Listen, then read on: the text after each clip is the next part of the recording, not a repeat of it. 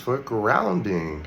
Welcome back to Along the Spiritual Journey, and we are continuing the series ABCs to Spirituality, and we are going to jump right into what grounding is all about. Now, grounding has many different interpretations. There's the physical element of grounding, there's the emotional state of grounding, and then of course there's the spiritual state of grounding. We will start with the physical. It's pretty easy, very basic. Most people say go outside, take off your shoes, try to be in nature. That's one concept. I say it's continuing that outside of nature. You can go sit on some piece of wood, go sit somewhere where there's natural elements, absorb your environment, let it be one with self. Inside of your home, you can do the same thing. Find a place that's quiet, find a place that's relaxing. The office is my comfort zone. That's where I go to ground. That's where I go play music and just chill out and create. That's my space.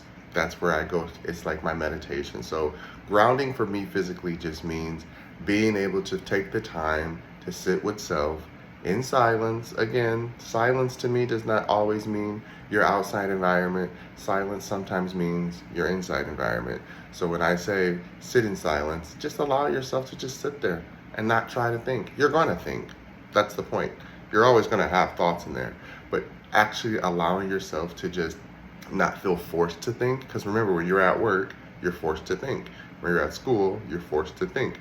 When you're interacting with others, you're forced to think. When you're by yourself, you don't have to. So this is one of the practices that's been very helpful to myself, because I think all the time and it never stops. So learning how to be okay with letting myself think is a form of meditation for me, because I get to watch it like a current. I literally get to watch my thoughts like water and just let them flow on by.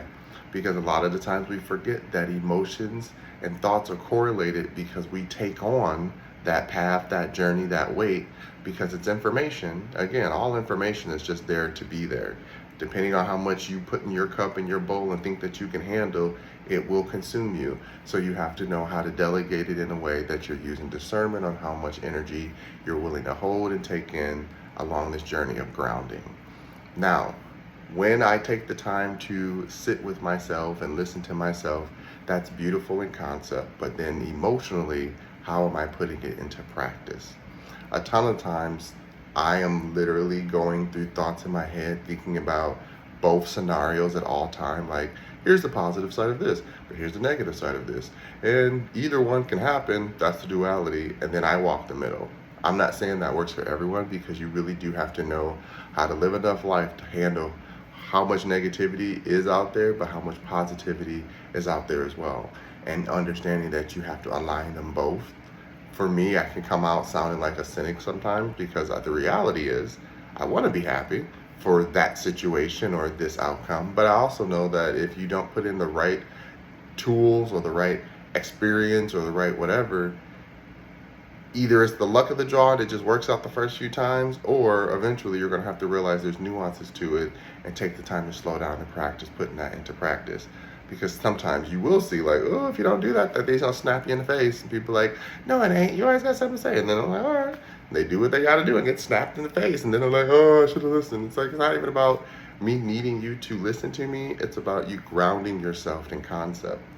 There's a lot of concepts and a lot of theories that are going to always be thrown at you. But knowing how to pick through, like it's like shopping. You got to go look at the shelf. You got to read some of the labels. You got to see what stands out to you. Branding is going to brand, and it's going to look like the best brand ever, but in reality it's the same thing in the same container with a different label. And so knowing how to work through that is how you get back to self. It's the same as emotions. There's a ton of emotions on the spectrum that are all relatable, because we all have them as humans. And so at some point in time, you have to learn how to figure out which emotion is actually being triggered versus which emotion is the byproduct of the trigger, which is running, shutting down, not communicating, so forth, right? That's the practice that we're trying to avoid. You're not always going to avoid it, because again, you're human. So you're going to want to allow yourself to sit in those emotions sometimes and let yourself pout. It's okay to pout. Ain't nothing wrong with pouting. Ain't nothing wrong with feeling frustrated. It's how long do you allow yourself to sit in that space of frustration before you recognize an out for yourself. And even once you recognize the out, you don't have to apply it in that moment. Sometimes it just means, okay, I know that I have an out when I'm ready.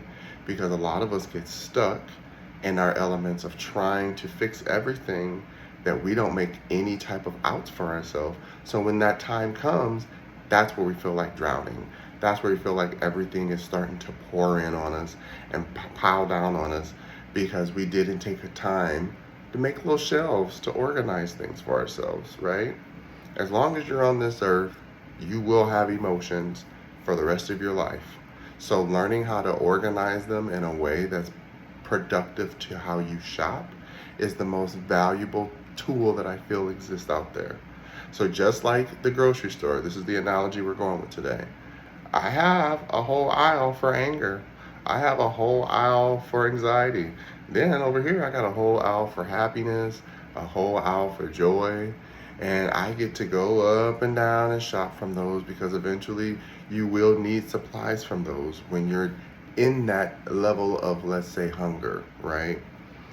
Eventually, if you have no tools on how to deal with your hunger, just like when you have to eat, you got to know how to cook or order something or make something, right? These are your options. When you're hungry, you got to eat. So what are you going to do? You're going to go for prepackaged, which is usually given to you by others. You're going to go halfway in between, use a little prepackaged and a little homemade where you kind of put the work in and create it at home and cook it. Or you're going to go full homemade and cook everything from scratch and break it all down and let it become what it needs to become. That's the meal. The meal is there to satisfy a need. The ingredients are there to satiate whatever hunger we thought we had associated with a craving. It's the same for emotions. If you have emotions that are constantly angry, constantly negative, well, you got to learn how to feed it in a way that suffices it so that you can get back to your happy place or your balanced place. I don't mean fake positivity or that, what do they call it, toxic positivity. We're going to put words on everything. It's going to happen. We're going to learn something, we're going to expand on it, and then we're going to beat it to death. That's just what social media is. That's what network, that's what all this is. So learning how to, again, digest information is part of it. But what the reason I say it's important to know how to feed that element of your anger is because when you get angry, you don't want it to get bigger. You don't want it to get worse, right? You got to know how to feed them. Be like, okay, go back into that cave. So again, the food is your thoughts. How do you speak to yourself? You got to get a can of empathy. You got to get a can of logic. You got to put them together and be like, listen, logically, it's okay that you feel this way, but don't go out to the point that you hurt yourself or hurt anybody, right? You have to know how to talk to yourself in anger like this, because if you don't, there's a lot of people who wish they did. And the same thing when you're on the other part of the spectrum with happiness and joy. You don't have to try to maintain it forever. It's not necessary to try to maintain forever. It's just going to come to you naturally. Happiness and joy is kind of like the dessert aisle. It's good and it's yummy when you have it, but too much of it can make you sick. That's why a lot of times you see people like, you're too positive and happy, you're getting on my nerves. It's like a sweet tooth. Like, okay, I've had enough of you. Then they go away and they go have the regular foods and the regular sadness and the regular life. And they're like, you know what? I think I'm ready to have some more of that sweetness. That's the part of it that you have to learn. That's emotional grounding. So physical grounding is putting yourself in spaces that make you comfortable and feel balanced. Emotional grounding is the same thing. How do you take yourself from A to Z when you're experiencing a realm and an array of emotions? Because emotions are fluid. So it's really hard to be able to tell what's what without getting consumed by them. Trust me, I'm not guilty of it. I do it myself. I ruminate. I think that's one of the hardest parts of spiritual journey is people think that once you understand this type of seeing or hearing that you just know how to just do everything. No, you're still experiencing it on a daily as a person who's here on this earth as well. So that's the part where I'm like, it's okay to not be perfect. I thought genuinely once I learned these disciplines that everything would go away. Nope, that's the harsh reality. That's why so many people think like, oh, if I just do this thing, it's going to fix everything.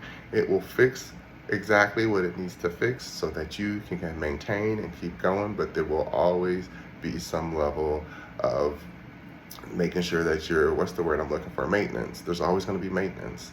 It doesn't go away because you know how to fix it now. It just means now you know how to fix it when it happens, or prevent it before it needs to be fixed from happening. And that's the grounding work. That's a really good way to say it. Sorry. I told you. I'm not me being cocky, but it's like, yeah. At the end of the day, emotional intelligence for me is maintenance on knowing when to deal with something when it happens versus thinking it's going to prevent everything from never happening. That's not the case. Things will always happen, but knowing how to prevent them or walk through them is the grounding work. Does that make sense? Okay. So now that we understand physical grounding and emotional grounding, this is where the spiritual element comes in. Because then once you learn how to have autonomy of your emotions, that's when the sovereignty comes in, because now it's like a magic power where it's like, not only do I know how to physically yield my sword, now I know how to emotionally work the sword in a strategic way. And then you do have this element of strategy now. Spirituality is all about strategy, because as when we talk about protecting our peace, we're not talking about trying to keep everything out so that we never have to deal with anything. No, protection of peace is, how do I get back to my equilibrium?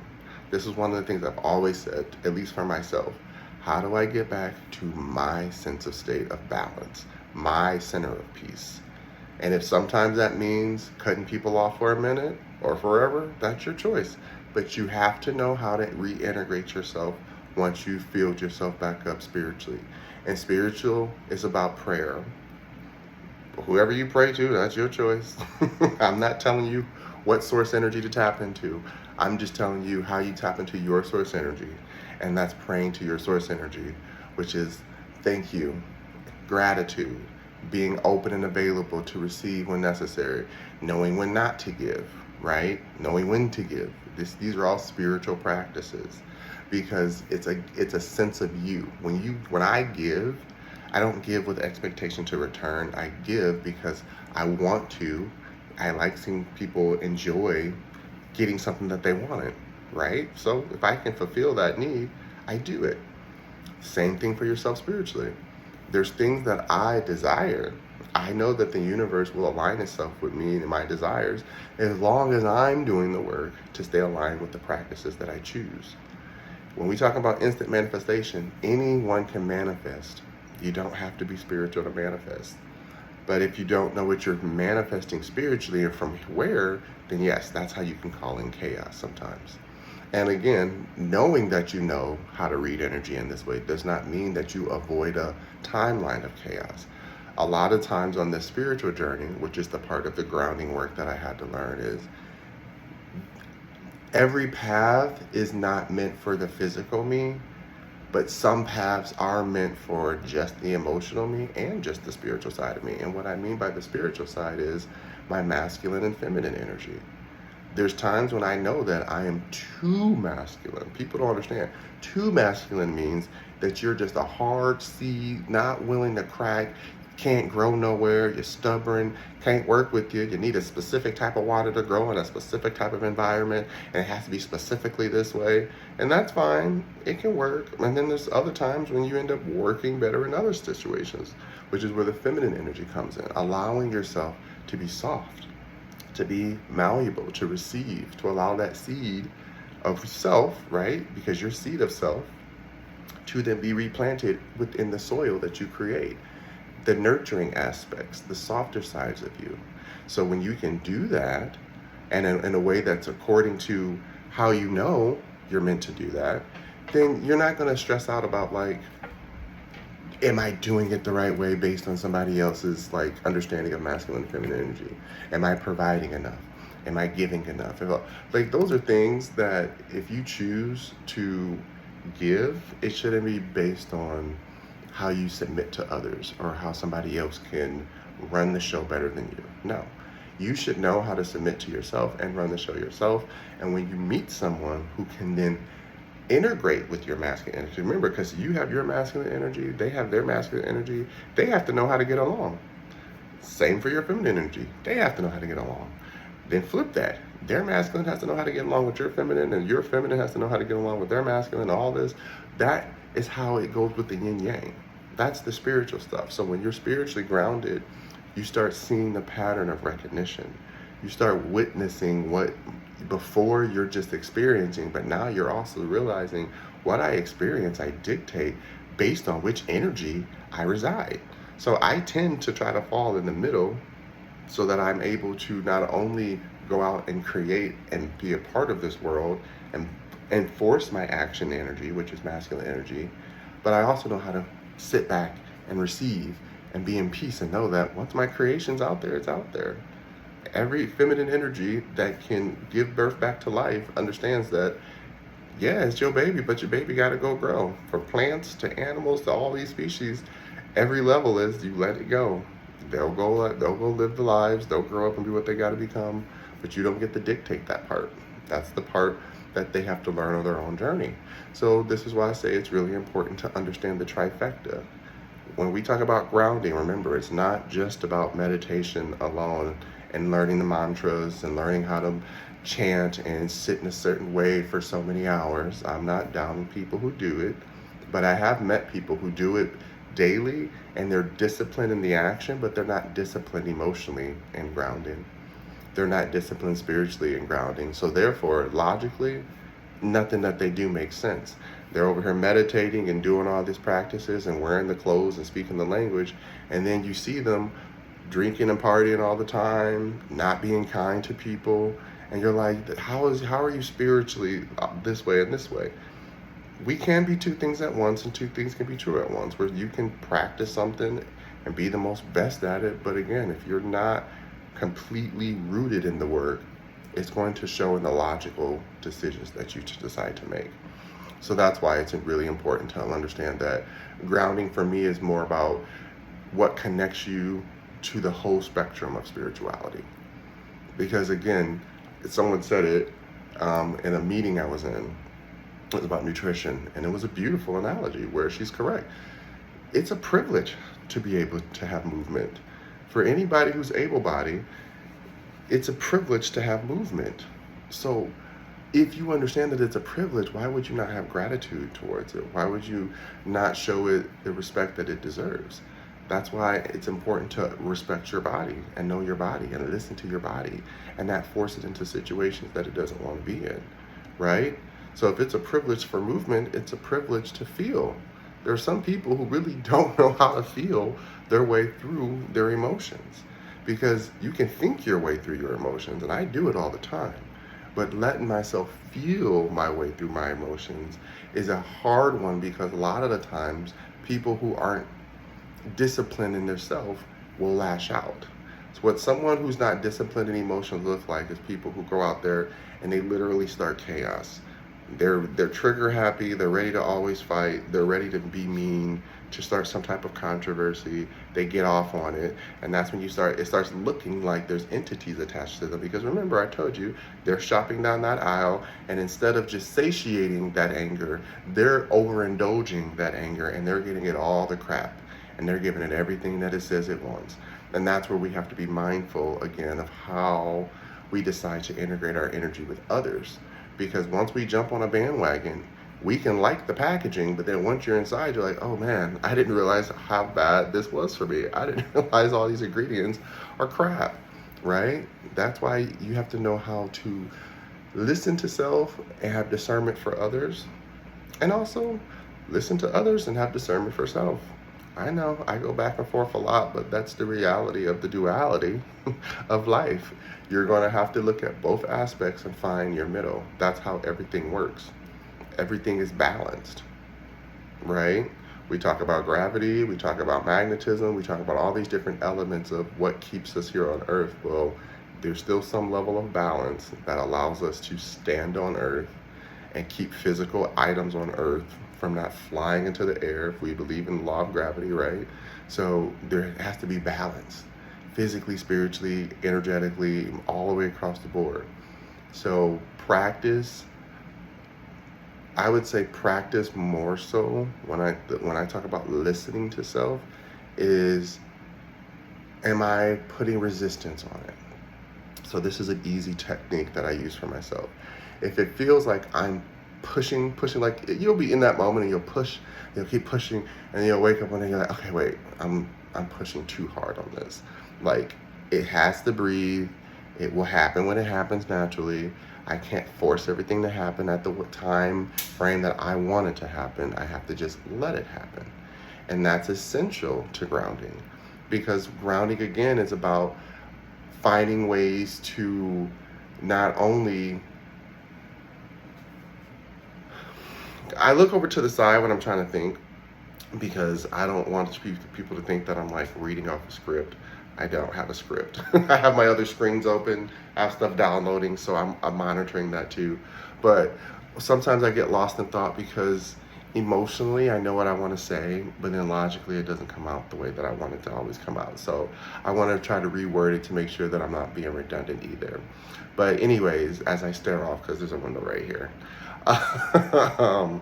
as I stare off, I just feel that there's so many ways that you can think of techniques to integrate, but if you don't really have the discipline to practice them, then it doesn't matter.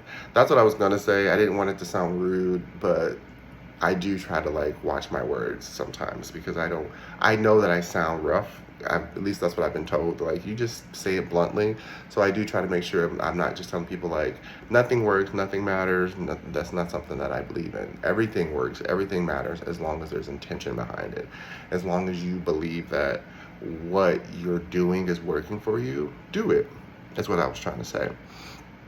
But there are parts of it that, again, there's like, when you go swimming or something, you have like inner tubes or whatever. Like there's little tricks and tools and gear that you can use, right? That's in these worlds. Like, that's what people have figured out with spirituality.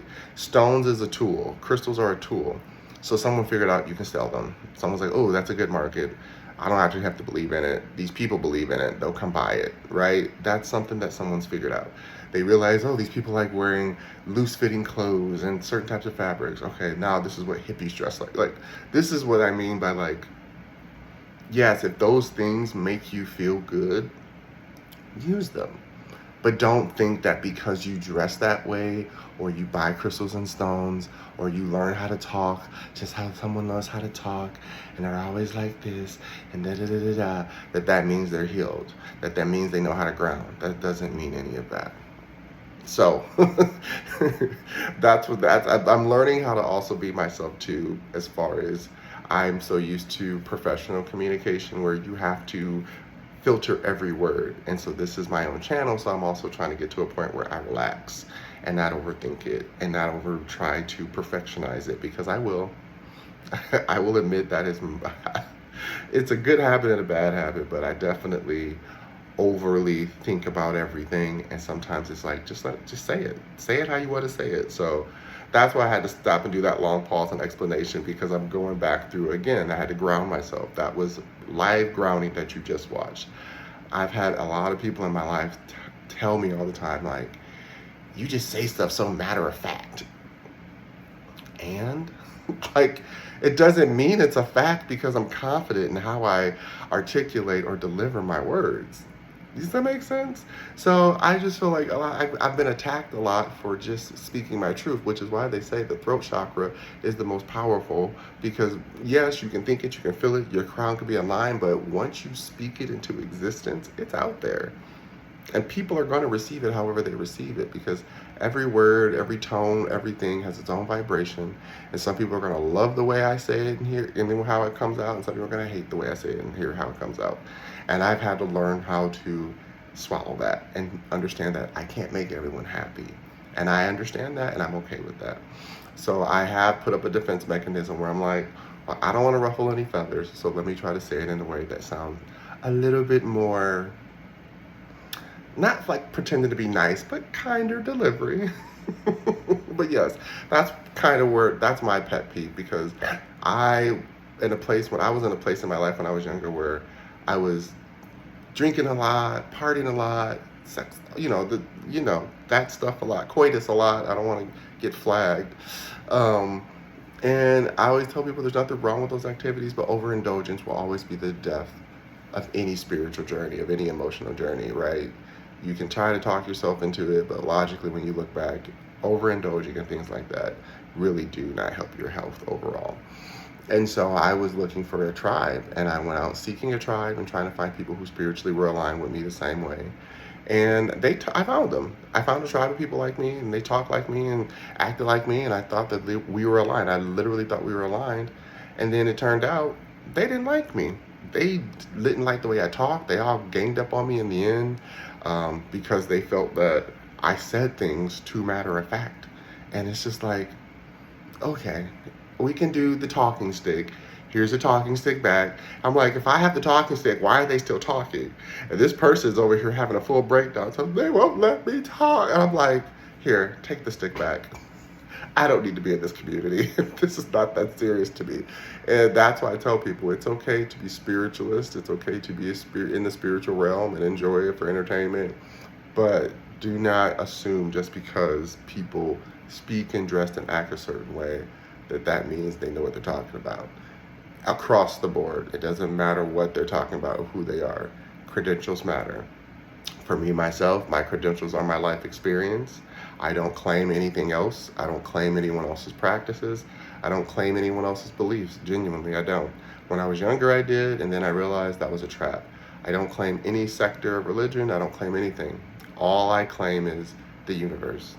We're alive, we're breathing, we're sentient, we have consciousness, we have some sense of understanding.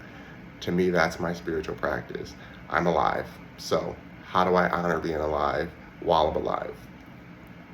That's how I ground myself. That's how I stay true to myself. So it's more about knowing that everything is not always going to be perfectly assigned the way you want it. It's not always going to look and sound the way that you need it to for you to feel connected to this earth.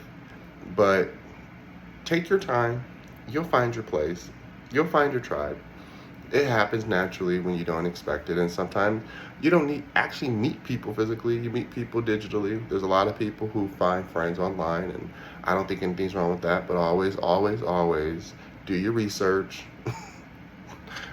Research who you're talking to. Figure out who they really are. Go look up what they put online. Go look up what you can find online, because again, everybody's not who they say they are. Don't go running off to no retreats to go meet somebody in the middle of the woods or in a different country if you don't know them. Stop doing that. Y'all can. I ain't trying to bank on I ain't trying to stop nobody money. Do what you want if you researched it, but don't just jump on a bandwagon and go running off to some country with somebody online just because they say that they have a spiritual meditation retreat somewhere. That's a setup. I'm just saying, use discernment. I ain't doing that. People be trying to get me to go, oh, come fly here. I need to get to know you first. Let's chat some more. We need to talk more. I ain't about to just be flying out to know. Let me get off my bandwagon. Anywho. Let's go over it again. Emotional. Physical grounding is, again, going outside, putting your feet in the grass, going on walks, sitting by water, looking up at the sky, simply moving your body, doing exercises, singing, hobbies, painting, whatever. That's all a form of grounding. Those are all forms of meditation. Emotional grounding, allowing yourself to sit with your emotions and not assign it to everything. Everything does not have to have an answer. Everything does not have to make sense. Knowing how it feels, how it moves through you is more essential than knowing what to do with it. So allow yourself to just feel the emotions, see the emotions, understand what aisle they belong in, what shelf they belong on, so that when you have to go shopping down there and feed them, you know what to properly feed them and not overindulge them. Spiritual grounding is allowing yourself to listen to how you need to hear the unknown, allowing yourself to be open to new concepts, allowing yourself to receive new concepts without it ruffling your feathers. Spiritual connections is always about the consciousness of what we allow to be perceived as real. It's just that simple. Whatever you feel is real is your real. People can call you delusional or not, but having a spiritual sense of self and your alignment is how you get sovereignty. Sovereignty is the element of what I call grounding in spirituality, where you know that life is life, life be lifing, it is what it is. Don't get yourself caught in any cycles that you don't belong. If it's an old karmic cycle for your masculine or an old karmic cycle from your feminine, figure out how to clear that energy, which means, am I being too rough on myself? In my past life, was I mean to people? Maybe I should be nicer. Like, you feel it innately in your gut how you really feel. And for me, those are old archetypes of self where it's like, that's who I used to be. That's not where I'm going to be. That's not who I want to be. And in that moment, you get to rewire your brain, which rewires your whole system. And it's like pipes. When you can be poured into spiritually, you can be poured into emotionally, you can be poured into physically, and vice versa. Physically, emotionally, spiritually. They are all interconnected, and they all help you stay connected to self, which is grounding work. Anyways, I hope all of this makes sense. Thanks for following along this far. As always, push that like button, subscribe, share, all of the above. I appreciate it. You can check me out on epicenity.org, where I have all my other content and materials and products and things that I work on if you want to see what I do offline. I'm really not that much of a personal person, so I don't have personal Instagrams and Facebook, so if you want to search me, go for it. You ain't gonna find me. I'm only here and on TikTok, and I've been focusing more on YouTube right now, so this is where you'll find me primarily. Again, as always, thank you much. Love ya.